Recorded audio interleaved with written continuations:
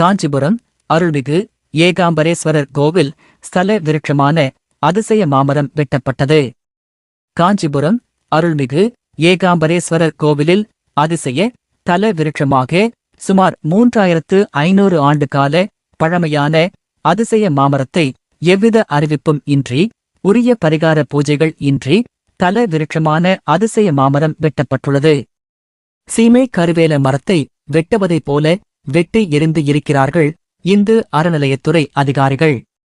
ஒரு புராதன பழமை வாய்ந்த கோவிலில் மிக பழமை வாய்ந்த அதிசய ஸ்தல விருட்சத்தை வெட்டுவதற்கு யார் இவர்களுக்கு அதிகாரம் கொடுத்தார்கள்? இந்து பக்தர்களின் மனம் புண்படும்படியாக தமிழக அரசின் இந்து அறநிலைத்துறை தொடர்ந்து நடந்து கொள்வது மிகவும் கண்டிக்கத்தக்கது. தேசிய சிந்தனை பேரவை சார்பில பல ஆன்மீக அன்பர்களும் இந்த செயலுக்கு தங்களது வன்மையான கண்டனத்தை தெரிவித்து இருக்கிறார்கள்.